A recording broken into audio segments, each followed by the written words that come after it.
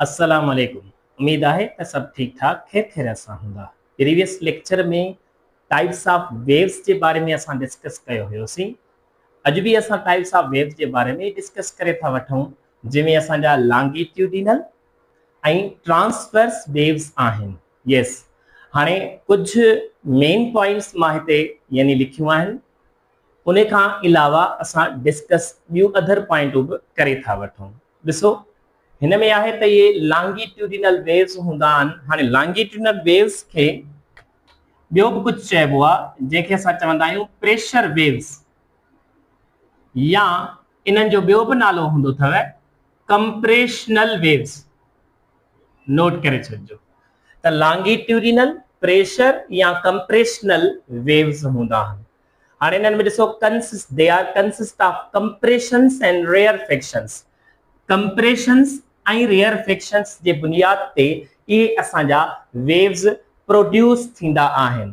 जहिड़ो sound waves में compression ऐं रेयरफेक्शन थींदी आहे।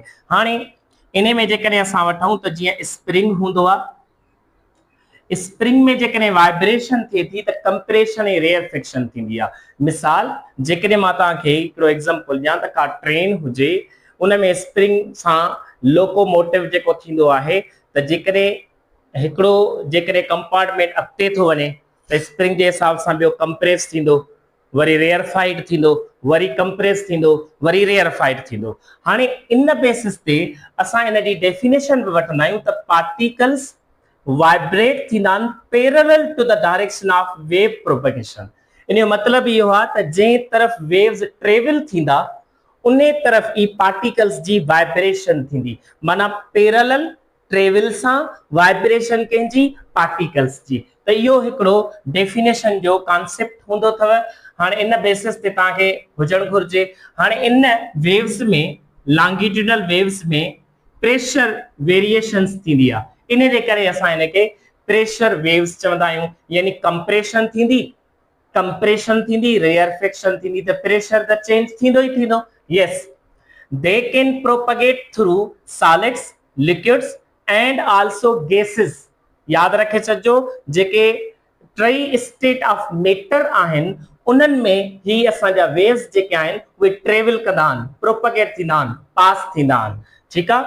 हाणे इन्हनि जा एग्जांपल में असां, अच्छा हिकिड़ी ॿी point, there is a change in density. Note करे छॾिजो, change in density of medium जी छा चेंज थींदी आहे, डेंसिटी। जो प्रेशर चेंज थींदो, वॉल्यूम ते असर पवंदो त डेंसिटी भी चेंज थींदी। एग्जैक्टली।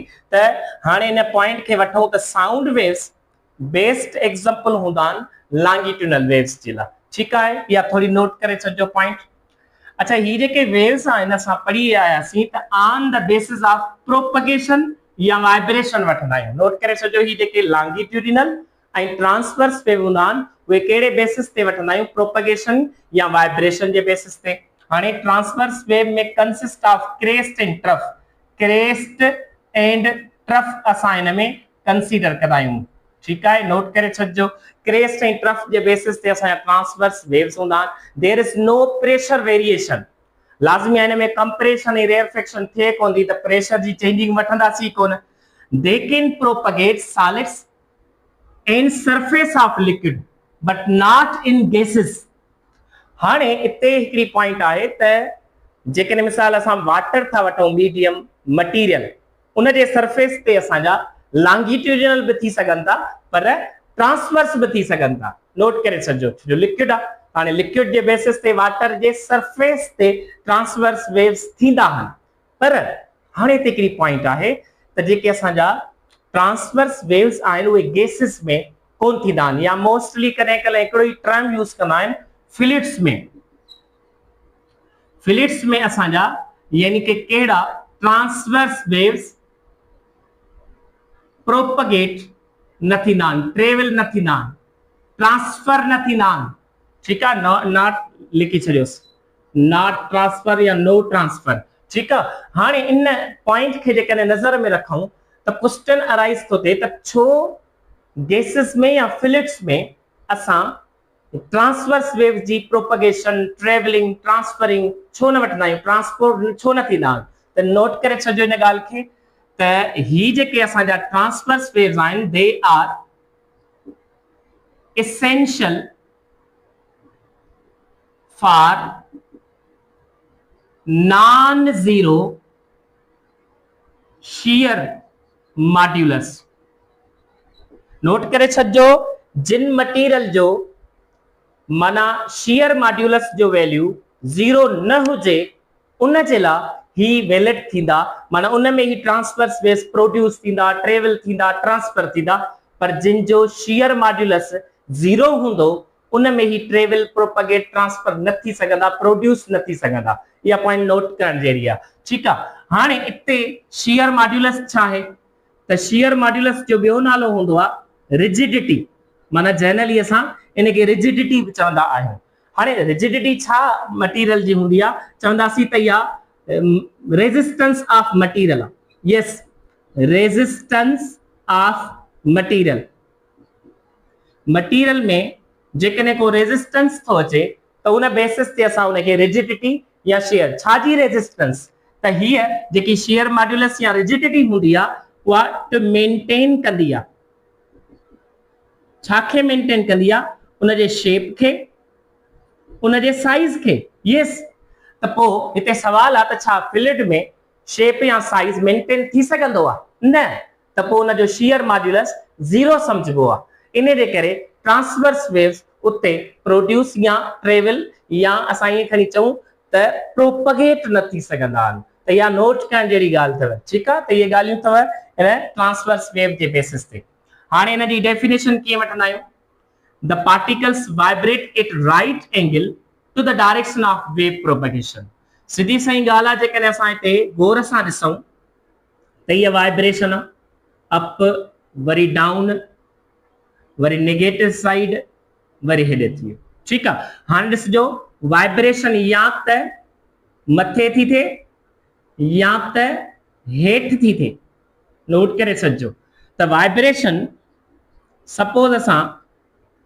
अपवर्ड था कंसीडर कयूं ऐं ट्रेवल जेके वेव्स था थियनि प्रोपगेट जेके थियनि था हिन तरफ़ ट्रेवल हिन तरफ़ था थियनि त पोइ ही आहे प्रोपगेशन जो डायरेक्शन ऐं ही आहे वाइब्रेशन जो डायरेक्शन एंगल ॾिसो 90 ठहे थी यस त इन बेसिस ते असां इहे इन्हनि खे कंसीडर कंदा आहियूं दे आर ट्रांसवर्स वेव्स ठीकु आहे there is no change in density of medium सीधी सही ॻाल्हि आहे प्रेशर चेंज नथो थिए वॉल्यूम चेंज नथो थिए माना वॉल्यूम चेंज नथो थिए त उन बेसिस ते असां डेंसिटी चेंज न कंसीडर कंदासीं ठीकु आहे हाणे हिन जो बेस्ट एग्जांपल छा आहे light waves are example of transverse waves light waves या असां जेके बि ऑल इलेक्ट्रोमैग्नेटिक वेव्स हूंदा आहिनि उहे बि असांजा एग्जांपल थी सघंदा वाटर वेव्स ऑन सरफेस ठीकु आहे सरफेस ते जेके असांजा यानी प्रोड्यूस थींदा आहिनि वेव्स उहे ट्रांसफर वेव्स थी सघंदा पर हिते ॿी ॻाल्हि जेकॾहिं असां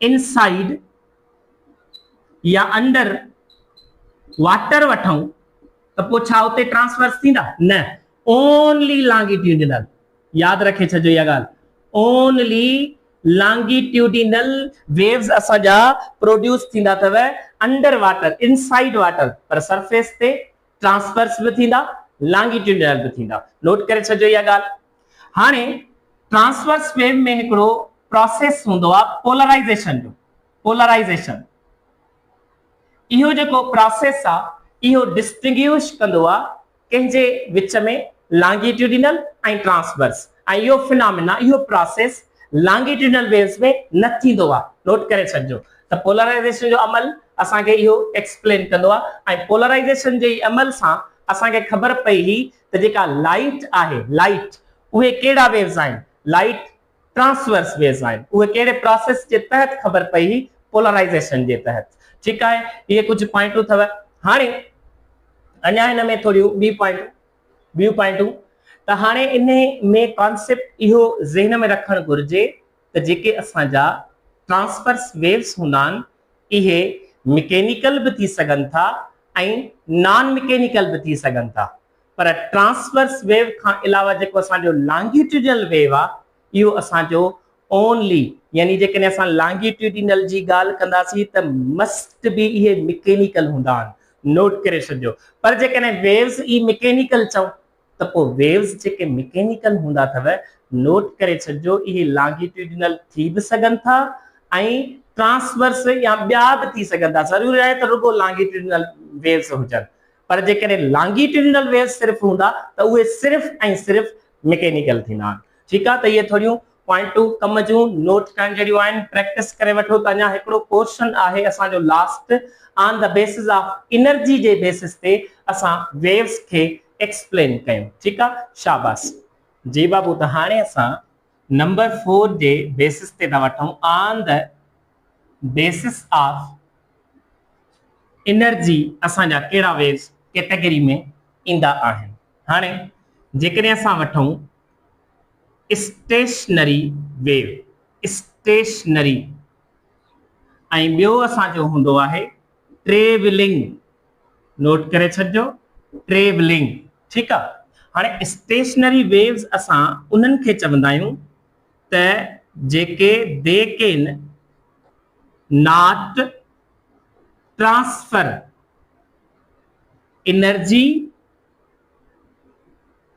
या मोमेंटम, नोट करे छॾिजो जिन वेव्स के ज़रिए असांजी एनर्जी या मोमेंटम ट्रांसफर न थी सके उन्हनि खे असां स्टेशनरी वेव्स चवंदा आहियूं। हाणे इहे प्रोड्यूस कीअं थींदा आहिनि, हाउ प्रोड्यूस, जेकॾहिं असां इन्हनि खे चऊं त जॾहिं बि अव्हां टू वेव्स आइडेंटिकल ट्रेवल करायो ऑपोजिट डायरेक्शन में, नोट करे छॾिजो जेकॾहिं ॿ वेव्स पाण में हिक जहिड़ा हुजनि ऐं ऑपोजिट में ट्रेवल कराईंदो त उहे पाण में इफेक्ट कहिड़ो कंदा, पंहिंजो इफेक्ट कैंसिल थी वेंदो उन्हनि जो, माना उहे डिस्ट्रक्ट थी वेंदा। यस, छा थी वेंदा, डिस्ट्रक्ट, माना उते बिही वेंदा, स्टेशनरी वेव्स थी वेंदा, उन्हनि खे असां स्टेशनरी चई सघूं था। मोस्टली ये कहिड़नि यानी के सोर्सेस जे ज़रिए प्रोड्यूस थी सघनि था, मोस्टली असां ईअं चवंदासीं दे कैन प्रोड्यूस बाय कंहिंजे ज़रिए म्यूजिकल इंस्ट्रूमेंट्स। त इहे असांजा साउंड वेव्स बि चई सघूं था कंहिं हद ताईं। ठीकु आहे, त म्यूजिकल इंस्ट्रूमेंट जे ज़रिए असां उन्हनि खे पैदा करे सघूं था। हाणे ही वरी छा कंदा आहिनि, हिन जे उलट आहे त दे कैन ट्रांसफर एनर्जी या मोमेंटम, त असां ईअं चई सघूं था। ये याद रखे छॾिजो त इन्हनि में जेको एम्पलीट्यूड हुजणु घुरिजे, एम्पलीट्यूड उहो चवंदासीं त या त कांस्टेंट हुजे या त सेम हुजणु घुरिजे। हर पॉइंट ते असां जॾहिं वठंदा आहियूं नोट करण जहिड़ी ॻाल्हि आहे। इन्हनि में असां जेकॾहिं एग्जाम्पल वठूं त असां जीअं ओशन वेव्स हूंदा आहिनि, ओशन वेव्स इहे थी सघनि था साउंड वेव्स, छो जो ट्रेवल जेकॾहिं वठूं था त उन बेसिस ते असांजा इहे थी सघनि था ट्रेवलिंग वेव्स। त ही कुछ मेन पॉइंट्स आहिनि जेके तव्हांखे इन्हनि जे विच में डिफरेंशिएट करणो पवंदो।